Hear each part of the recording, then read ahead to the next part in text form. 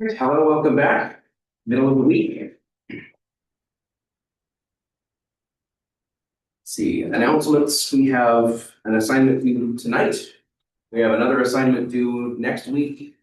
And I'll be checking in with graders to make sure that I can get exams to you on Friday. So those of you who are attending remotely, hopefully plan on exams being handed back on Friday if you'd like to be here for that. So that's usually a good thing. So the way this typically works, I have the grader take the first pass on the exams, then flag anything they are unsure about as I've okayed a rubric that they are using for the exam. But I review a couple of general exams to make sure that their process is good. And then I review their flags to make sure anything that they're unsure about is resolved before I hand back the exams. That said, since I haven't looked at every single question answer pair, it is very possible that either a mistake was made or something was unfair to you in that process. So I open after class on Friday and any other time after that to not necessarily argue, but talk me through what you have on the page and the score that's there. And I find that most of the time I end up agreeing with you. So it's very worthwhile to review each exam either during the class period or sometime after when you are available, just to make sure that either I get the opportunity to explain the grades that are there so that you know the justification behind the grade that is there, or that you get a changed grade to one that is more fair to you.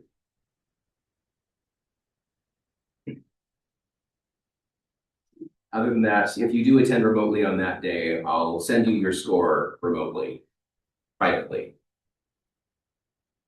So it's not the end of the world, but do plan to stop by at some point to review it. I'll keep them in my office for a long time. I do collect them afterwards. I don't give them back to you.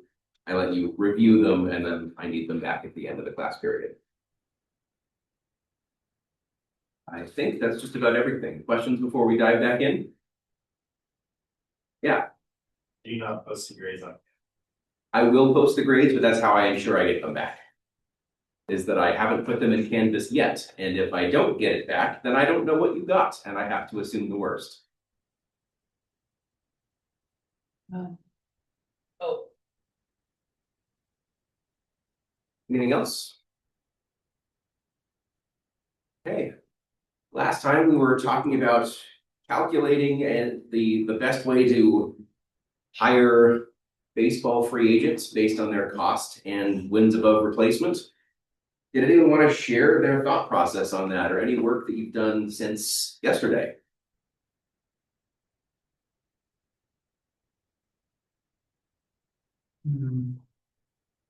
Exam pass back will be Friday, this Friday.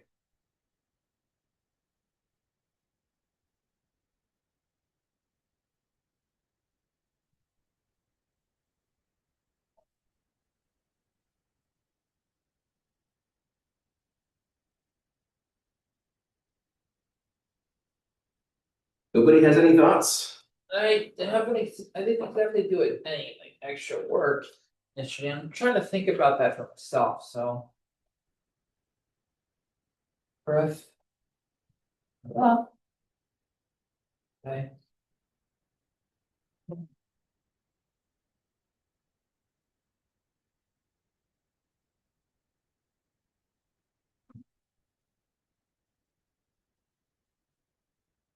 The real decisions that we have to make in this problem are to what extent do we have kind of a two-dimensional reuse problem? Can we store, instead of having a one-dimensional array, maybe a two-dimensional array of the best team that we can make, leave one player out? But what happens if there's a two-player overlap? What happens if there's a three-player overlap? There's a good amount there that would cause there to be some discussion on this, I think. So I don't necessarily want to go over a solution. I want this to be more of an exploration. So maybe this is something that I have people follow up with in some regard. I may throw this on a future assignment of something if I come up with and analyze a solution to this or a problem to this. Give us your thoughts. But I do want to dive into greedy algorithms because this is a very important topic. So we've finished up dynamic programming. And if we want to summarize the concept of dynamic programming, it's identifying problems with repeated subproblems, and then identifying a process to store and reuse those subproblems when we find them for the first time, so that when we find them for the second or later time, they are a lookup and not a recalc. And that frequently changes the asymptotic complexity of the implementation from something that is disgusting and gross and brute force and worst case, it's infeasible for large problems, and it turns it into something that is feasible for large problems. Greedy algorithms, on the other hand, are very different. Let's talk about them. In general, a lot of algorithms are optimization in process. So we're trying to optimize some process of converting inputs into outputs. And that process involves looking at a number of possibilities and finding the best one, the best possibility given a set of constraints. So in each of these, there are some number of steps. Each of those steps have a number of choices. So the algorithm is how to select which step at which point. In dynamic programming, we always had options, and we had to calculate each possibility for the options. And by an intelligent breakdown of the problem, we could solve the problem efficiently. With greedy algorithms, on the other hand, things are very different. So we can't make any assumptions about ways to simplify the problem. Can't verify the existence of overlapping subproblems, so it's not going to be dynamic programming. When we can make it, if we can verify the existence of overlapping subproblems, then dynamic programming is the best approach. When we can't do that, when we can do that, there are still algorithms that can outperform a dynamic programming approach if a particular assumption can be met. So greedy algorithms, as the name implies, looks at the choices, makes the choice that looks the best at this moment without considering any further context or history, and makes the best choice just locally in that context. As you can imagine, sometimes this is a very good idea, and sometimes this is a very bad idea. Our task as a designer is to break down and figure out, given a problem, how good is the greedy choice? Is the greedy choice always the optimal choice? If it is, then why overcomplicate it? Why break this down into dynamic programming? Why try a brute force approach that's going to consider a bunch of options that can't possibly be the best option? So this is one case where we can take a shortcut and make the problem significantly easier. But we do need to verify that that approach is the best approach, that you will always get the best answer, or that you can create a bound for how good the answer is going to be. We'll talk about approximation algorithms later on in this class, but approximation algorithms often break down into making some assumptions. Some of those assumptions can be greedy in nature, but you may take a greedy approach to a problem and find that it's the best approach we can take because of the time constraint. If we don't take a greedy approach, the problem is complex. Even if you break it down into overlapping subproblems, it's still too complex. But the greedy approach makes it solvable. You can place bounds on how close to the optimal answer the answer that you derive is going to be, and that becomes the trade-off for the algorithm actually completing. So if we can prove that the best choice is always what looks best in a smaller scope, then we have a greedy approach. So if we can prove it, or if we can place mathematical bounds on how much worse our solution is from the optimal solution by making the greedy assumption, those are the use cases for greedy algorithms. Anytime that you are going to argue that the greedy solution is the best, you should be able to make the argument that the time or space that we save as the trade-off for producing an answer that's not necessarily optimal is worth making. If we make this greedy assumption, then it runs significantly faster and we only get a potentially slightly worse answer from the optimal answer. So in general, some people will try to make that greedy assumption and go through it just because it makes the problem easier. and without considering the actual trade-off. So in this class and in practice, you will always want to justify the trade-off in order to validate the approach. Let's give you an example.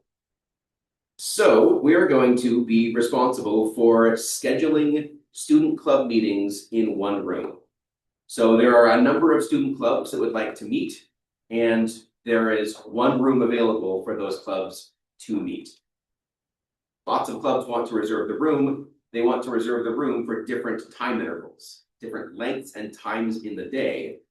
And what we want to do is, from this list of requests, we want to find the optimal breakdown of how many meetings can we fit into the day. We want to make sure that as many clubs as can meet in this room, meet in this room. So there's no reserving the room based on who came first. It's just we've received a bunch of requests and we want to make sure as many clubs as possible can meet in there for the day. So meetings can have different durations and start at different times and end at different times. So let's start with just thinking about this in small groups, but how would you go about solving this problem?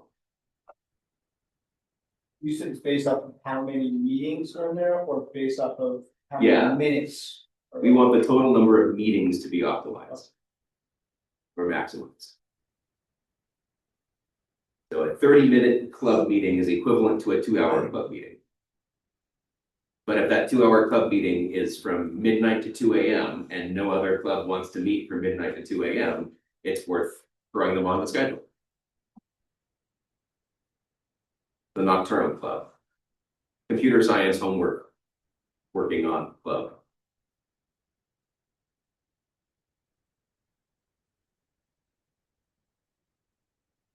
Yeah, take a couple minutes, think about it, talk to your neighbors, see if you can optimize.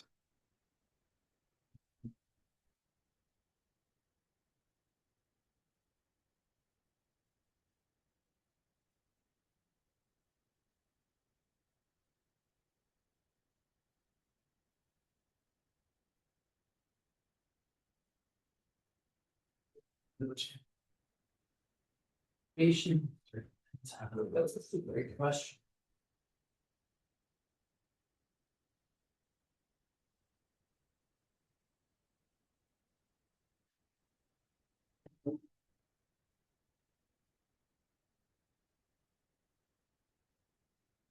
That's not how long that's all that takes, a single meeting.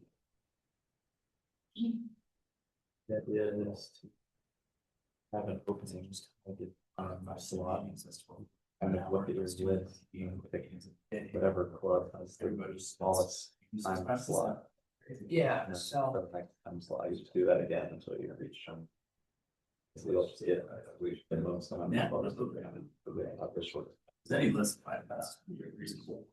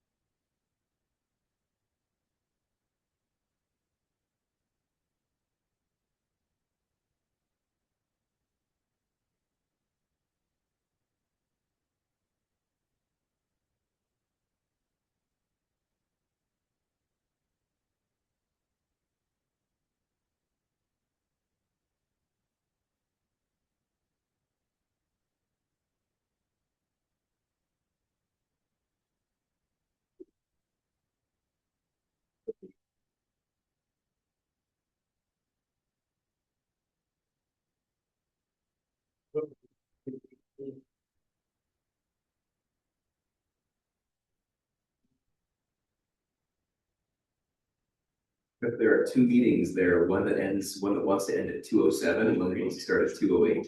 And there's no other overlap between their meetings. We want to pick both of those meetings instead of the 1:15. It's right in the middle of the end of one and the start of the other. Probably twelve in the perfect 14 minutes.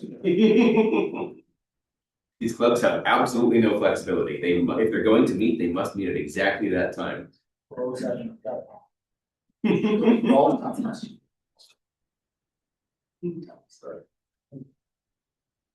Their question or an idea? I'm just thinking about the different like time slots, like how they work, I guess, like are we just splitting it up into like 30-minute chunks, maybe? That could be an approach you could take, discretize the time intervals.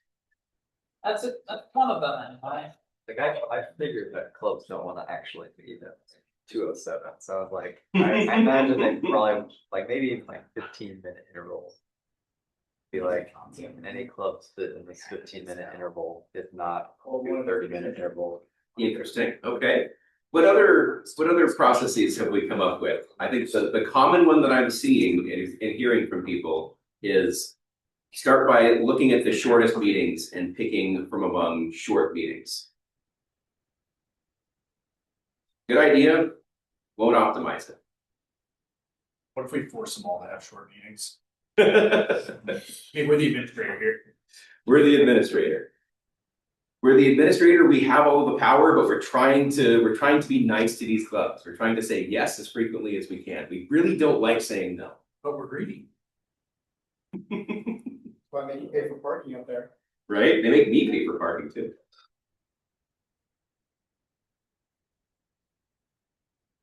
Were there any other ideas floating around? Anything other than looking at the shortest meeting? Yeah, Can you also take into account the time of the day, like give priority to the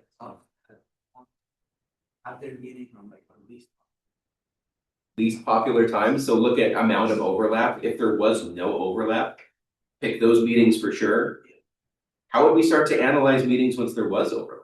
I think that's a great idea, a great place to start. If there's no conflict, then we're definitely going to be selecting those meetings. Like you'd want to pick whatever club had the shortest meeting time if you want to fit the most amount, right? It turns out that does not, even thinking short in general will lead you down the wrong path. Well, Maybe trying to like schedule it to where there's almost no breaks between each meeting. Yeah. maybe. So we have a couple good ideas online here. It's breaking this down very similarly to the rod problem. That actually is the next thing that I wanted to look at, is thinking about this in terms of a dynamic programming solution. Well, the thing about this is like, say, how long exactly do each of these clubs want to meet for? We don't know. We want to optimize, we want to have an algorithm that, given a day's meetings, returns to us the appropriate selection. So it's a general algorithm for arbitrary meeting times. If I was gonna Numbers do a and- dynamic programming solution, something like that for this one, actually I wrote down, well, first I would just like go through the list, where's the least amount of time a club wants to meet up, start with that, then Yeah, advance up incrementally, start at this, go through the tree, find the bottom, go to the top. Maybe not the best idea, or no, I'm not thinking of top-down programming, no.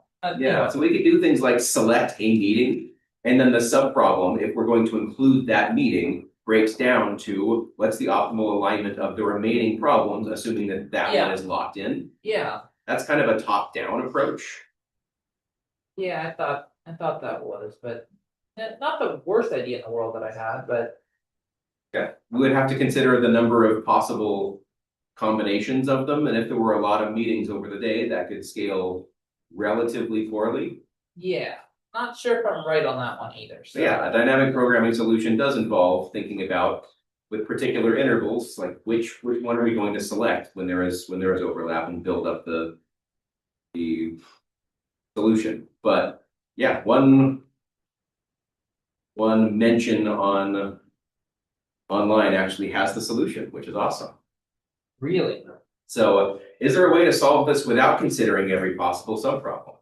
Is there a way to make an assumption about this problem? And then with that assumption, carry it forward in a way that without considering every other subproblem we know is optimal. Let's take a look at it. So we're going to define two possible subproblems here. So we want, given that we have a meeting, the optimal set of meetings that conclude before this meeting starts, and the optimal set of meetings that start after this meeting concludes. This becomes the dynamic programming approach. So this is the dynamic programming approach. Select a meeting, find the optimal subproblems for before this meeting starts and after this meeting ends. And when we construct this from the bottom up for any given one toward the end, we can find that we can reuse that substructure.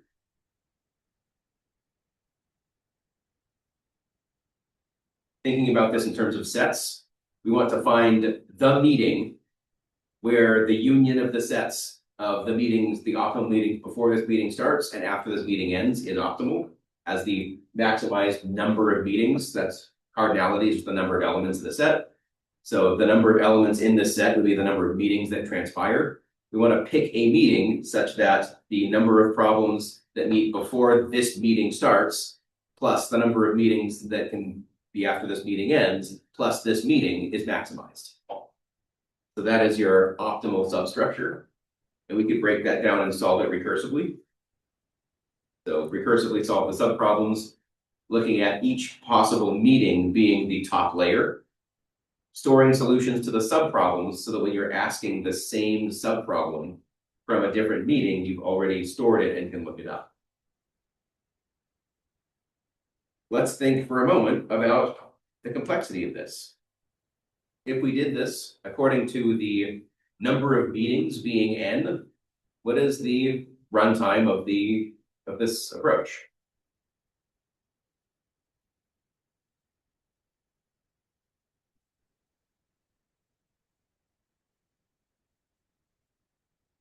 Here's an answer for you. It's quadratic. If we did this brute force without storing subproblems, it would be exponential. But because we're storing the subproblems as we go, we're always going to look at an interval that we've seen before. Yeah, so. So we can just look up what the optimal set of meetings are for a particular time interval if we've seen that time interval before. And we'll see those time intervals very frequently. So we don't need to consider every possible meeting that could be in that space over and over and over and over again. We just say, if we're looking at the meetings between 8 and 12, now since we've calculated that before, we can just look it up. So it's quadratic, which is not bad. That's a perfectly usable algorithm, but it's not optimal. In fact, we can do this in linear time. Using the greedy algorithm, I'm guessing. Yes, so we just need to make the correct greedy assumption. And this problem is very nice because intuitively we want to attach ourselves to short meetings. It makes a lot of sense. There's less likely to be overlap in short meetings, but it's not guaranteed that short meetings don't have overlap, that short meetings are the correct meeting to pick. It may be more likely that that meeting is part of the optimal solution, but because it's not guaranteed, we don't want to make that assumption in a problem where we want to return the optimal value. There would be times where we would not return the optimal value if we made that selection. We made that assumption. So what assumption is going to get us there? Is it possible to choose an activity to add to an optimal solution by just looking at them? And in fact, not even looking at all of them. I think the answer is yes. The hint in the wording of the question is that the answer is yes. But what is that assumption?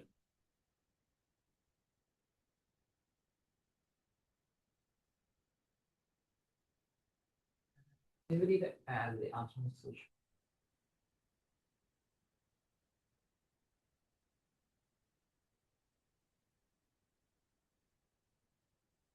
We just choose the meeting. Starts closest to.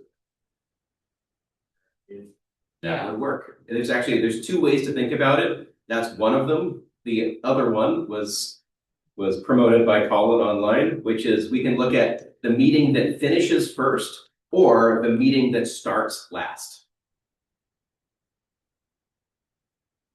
If a meeting finishes first, what does that mean? Not necessarily. No, It means the room's available for another meeting. yeah, Yeah, it's the earliest point in time in which the room is available for the next meeting. Doesn't matter how long that meeting was, the fact that it finished first means that there is the most day remaining to pick another meeting. If there was any overlap between selecting this meeting or any other meeting, the other meetings that we could pick would all have ended later, which means that there could have been overlap when another meeting started. So we turn this top-down dynamic programming for each possible meeting, look at the windows that are open on each side of that meeting to let's start at the beginning of the day or at the end of the day, whichever one you want to attach yourself to, and pick the meeting. We'll go with this one that finishes first. Whichever one that is, that's part of the optimal solution. Cut out the rest of the day. The day now starts when that meeting ends. We look for the next meeting that finishes first. Add that to the optimal solution. okay. Now that. Cut out that part of the day. Now just the remainder of the day is there. Which of those next meetings that are available that don't start until that other meeting ended ends first? Pick that one. So there is no way to select a meeting that has more time left after this meeting ends that would allow us to fit in more meetings. It can't happen. Thinking about this recursively, after we make a selection for a meeting that is going to be part of the optimal solution, how many subproblems are we left with?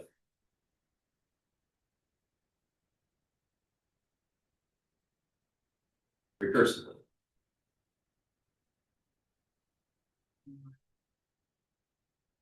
N-1 subproblems, there'd be N-1 options in the worst case. Options, yeah, subproblems, maybe. How many problems do we have to solve? What's the branching factor of this tree? If we're looking at the dynamic programming approach, pick a meeting, look at the meetings before, the meetings after.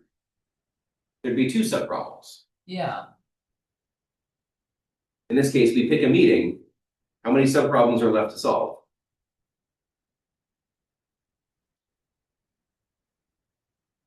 I think we already got that asking, I don't think that's right, It's just one. just one. There's one chunk of the day left to solve. The meeting that ends first, we don't have to care about any time before that meeting ended anymore. It's not part of the day. If the first meeting ends at 9 a.m., then the subproblem is for the day that starts at 9 a.m., how many meetings can we fit into the remaining day? There's nothing to do with any time before 9 a.m. So then saying, all right, now the day is from 9 until whenever the day ends. What is the first meeting that ends in that time interval that starts after 9 and ends first? When we identify that meeting, then there's one remaining subproblem. If that meeting ends at 10, then the remaining subproblem is for the day that starts at 10 and ends whenever the day ends, say midnight. How many meetings can we fit in? So it's still recursive, but it's recursive with a single subproblem instead of two remaining subproblems.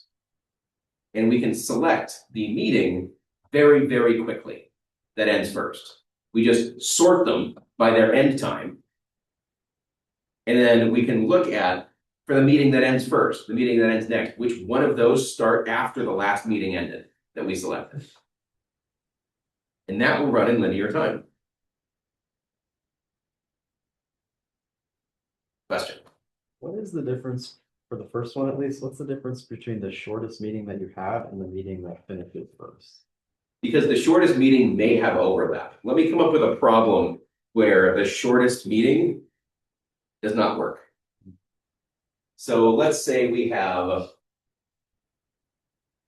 really wish I'd drawn this out. This requires a little bit of actual drawing. We have a meeting that goes from, I don't know, 8 to 10. We have a meeting that goes from 9 to 10:30. We have a very short meeting that goes from 9:30 to 10. We have another meeting that goes, let's say we can pick one from, there's one from 8 to 9. There's one from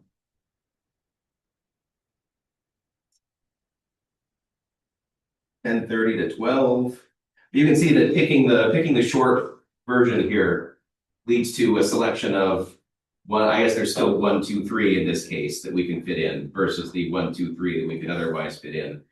But if there's overlap, if it's right in between where this would start and where this would end, if there's a short meeting here from 8:45 to 9:15, now there's no way to fit 3 meetings in by selecting the first one, being the shortest. I think I was just assuming that you just had like a bunch of clubs and they just had like, hey, here's how long our meeting is, and that's fine. Gotcha, like a duration, just a duration amount of time. Yeah. Yeah, they want to meet at a very specific time. And if that time overlaps when another meeting could end and another one could start, do we agree that by picking the one that ends first, it leaves us the most remaining time in the day to pick the remaining meetings? If we picked any of the meetings that end later, any meeting that could start at that point and finish before another meeting could end, you could imagine there being another meeting in here that's something like that. We wouldn't be able to pick that meeting as part of the solution, even though it could be part of the optimal solution because we had picked one that ends later. So the greedy solution here will always provide the best result.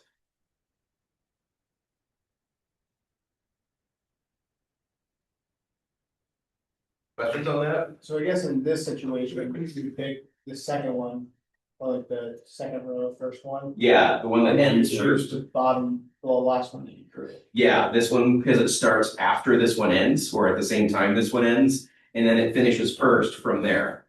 And then you would pick the next one that starts from there, and we pick that meeting. So this would be part of the solution, this would be part of the solution, and this would be part of the solution. In this case, I guess. it at least gives you a tie for the best possible answer. There's no way that you can produce a suboptimal answer with this greedy assumption. But what remains to be shown, if we're going to make the greedy approach, what makes this difficult is you can't just say, this is what I'm going to do. We need to now show that this approach is always going to be optimal. We need to break this down to prove it.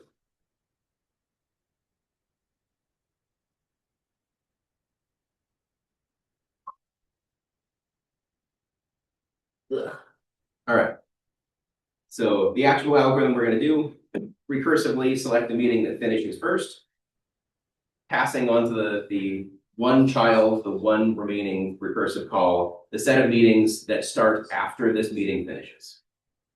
And then you're going to select the meeting that ends first from that list. Then you're going to recursively pass in every meeting that starts after that meeting finishes and select the one that finishes first. Continue this process until there are no remaining meetings. You make a base case recursive call where there are no meetings that could possibly start after a meeting finished. And then you return the list that was selected.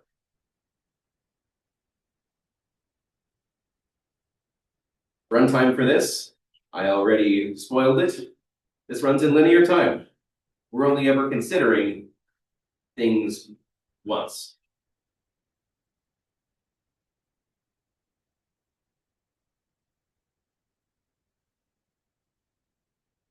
It's a big improvement over a dynamic programming solution. So even though you could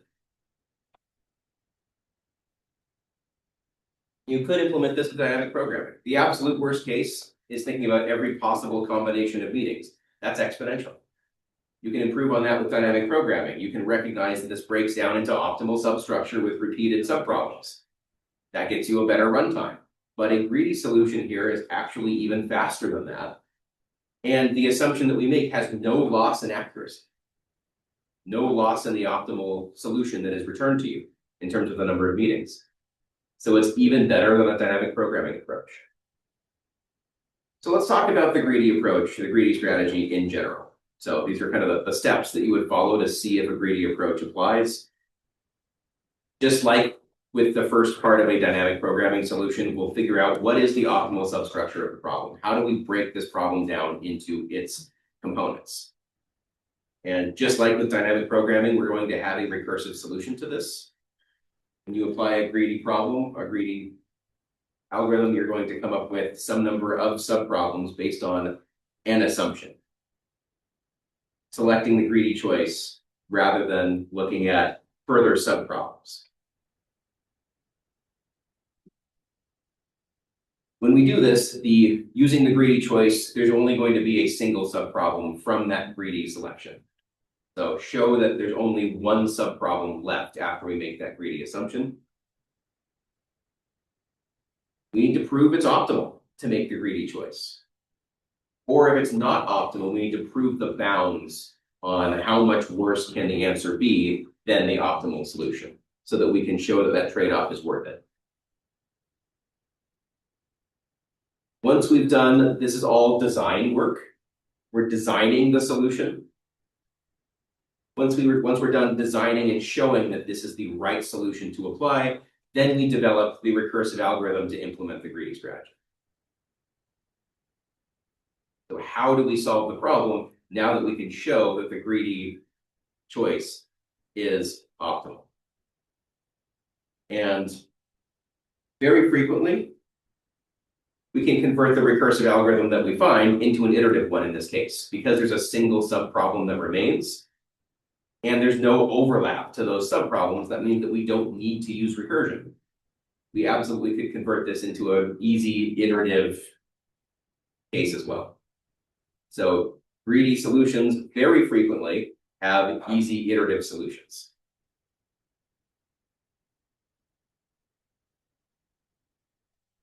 Wow. This ends up going into a concept that I mentioned to someone, I forget who it was, after a class, but there is a, let me just go into this as a quick aside because it's worth talking about. So the biggest problem with recursion that we have is when we experience a Stack Overflow. Who's made a recursive algorithm that is, and you've experienced a Stack Overflow? What does that mean for those of you who have experienced it? Like you have too much stuff on the stack. Yeah, on the call stack. We have too many methods on the call stack, and the call stack can only handle usually about 40 methods in recursive depth before it just runs out of space. We don't dedicate a lot of space to this because it's very expensive to store this in, like the stack is expensive, extremely fast memory. So we don't have very much of that storage. And in practice, there's no reason to have a recursive depth more than 40. It just does not make sense. But there are some times when we would like to have a recursive depth of more than 40, but there is a way to do that. And the way to do it is to make a recursive function tail recursive. And what that means is that rather than returning from a subproblem with additional work to do, we pass the work, the partially completed work that we've done down the recursive chain. This ends up looking, where do I have space for this? Probably over here. If we have some recursion, just imagine this is some method, and we're going to pass this down the recursive chain where there's more work to do, pass this down, there's more work to do, pass this down, and eventually we reach a base case. Once we reach that base case, we start moving back up the recursive chain where we now do some more work, we do some more work, we do some more work, and we return a solution once we're done. And that's generally what recursion looks like. You go down the recursion, you find the base case, you go back up the recursion, and you return a solution. This is where the Stack Overflow happens if you have a depth here that's more than your machine can handle. But imagine, instead of having to return from a base case, imagine being able to just return an answer at that point, where now kind of horizontally we're just done.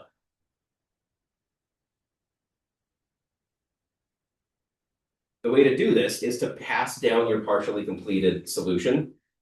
So if you're calculating a factorial, instead of saying something like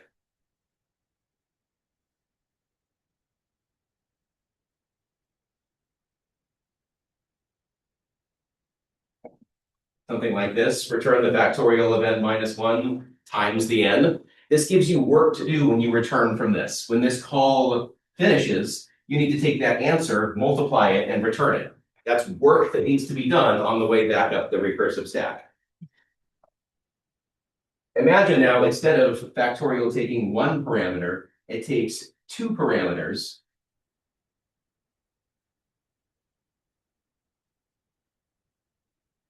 Where now we pass in the next value to multiply to the product, but also the partially completed product. So here, where we're calculating factorial of 4, we're going to calculate factorial of 4. We're going to pass in 1 times 4.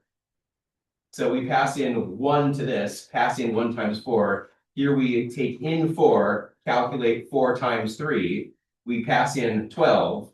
We calculate 12 times 2. Here we have 24, which we can return. And it's all embedded in these two terms. We don't need to go back up the recursive chain. And what that means is that there's no reason to store these calls on the call stack. There's nothing to come back to. So we don't care about the recursive depth. The depth is always 1. We're not saving partially completed work to come back to. Whenever we can turn a recursive function into a tail recursive function, which is always possible, there is no reason to worry about your call depth. Yeah. That's what I was gonna ask, like, if you could do that, why don't you just do that for every recursive? It's a little bit harder in that there's a little bit more to do. Imagine that in my API, I say that I'm releasing this code for you to use. As part of this code, there's a factorial function that you can call. It takes 2 parameters, the number and a product. You as the user of this factorial, what is this product? It's always 1. Why would we do that? Why would we make an API that the end user has to put in a constant value all the time? What if they put in something else? Does factorial work if you put in 2 for your initial product? If you put in -1 for your initial product? If you put in 0 for your initial product? You're creating a scenario where your end user can misuse your code and then say, you didn't implement this right. There's a bug in your code. Yeah. Why not just give the end user factorial and then you just they enter what they want the factorial of and then have the private method that does Yep. this. That is the solution. That is what you want to do. You're going to write 2 methods, one of which is public, one of which is private. They call the public method with just n, and all the public method does is it returns a call to the private method with what they passed in and 1 hard coded. So that is exactly what that would look like. So we actually draw that out real quick. We have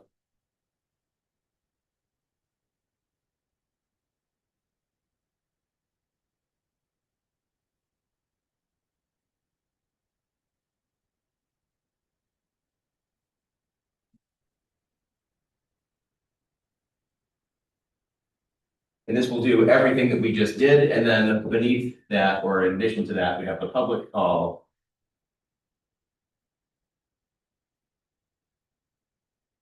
That just takes the n, and this would call, all it would do is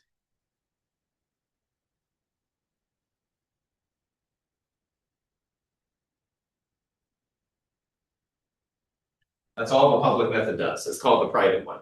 And since in any object-oriented language, this is one of the reasons we support overloaded methods.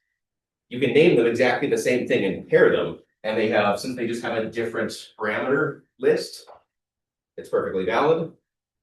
The user calls the public one, not knowing that underneath the hood, it's done in a tail recursive way that cannot stack overflow. And now it doesn't matter if they call a factorial larger than 40, it will still return an answer. Now, Java as a language does not handle this by default. Any functional language has this built in by default, but there are some things you need to do in order to allow Java to handle tail recursion. It's in more recent versions of Java, but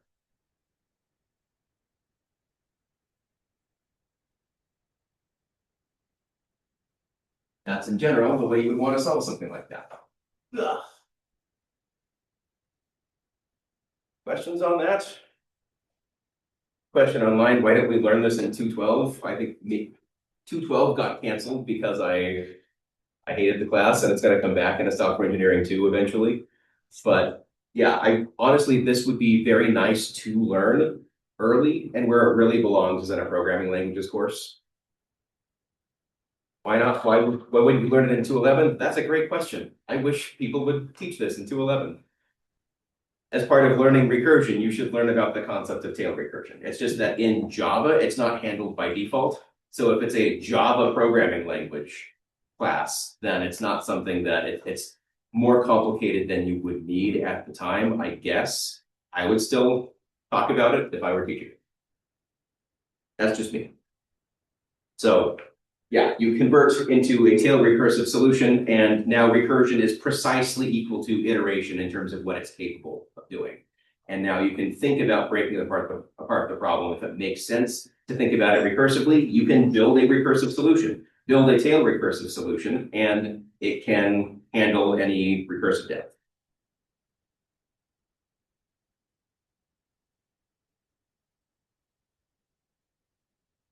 Let's see. If you're going to implement a greedy algorithm, it's almost always tail recursive because when you have a single subproblem, you're going to hit a stack overflow if you ever have a call depth of 40. And you can imagine a scheduling problem where you're not looking at one day, you're looking at one quarter, in which case there are probably more than 40 meetings over the course of one quarter. You're going to get a stack overflow if you implement a greedy solution and don't think about implementing it in a tail recursive fashion.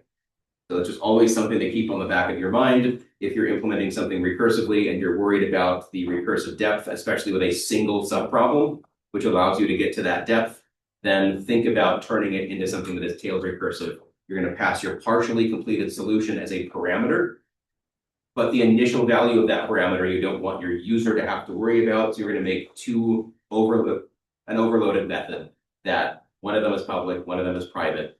The private one does exactly the work that you would want the user to do. The public one will interface with the user to not require them to give you more information than is needed to solve the problem.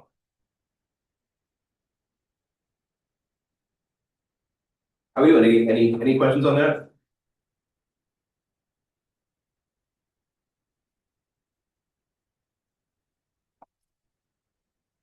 All right. We're going to have some intuition test.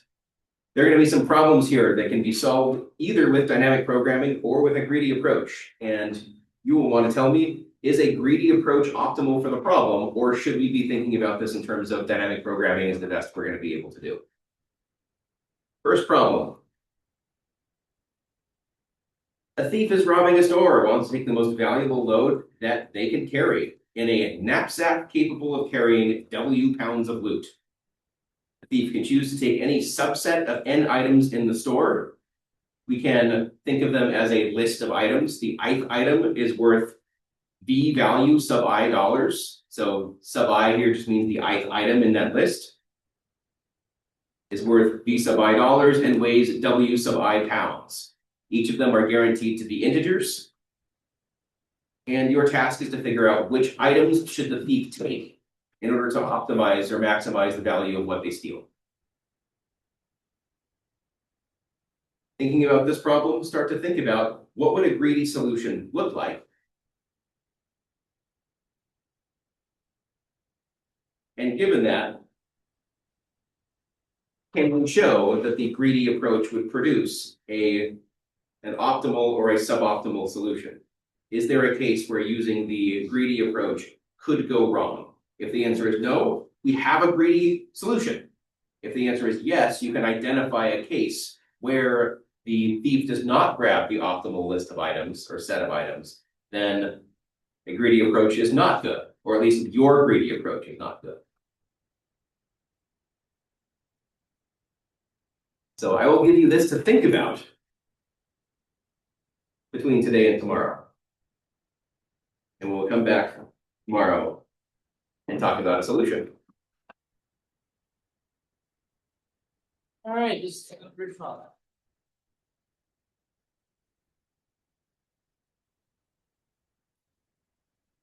I have office hours starting now if I can be useful.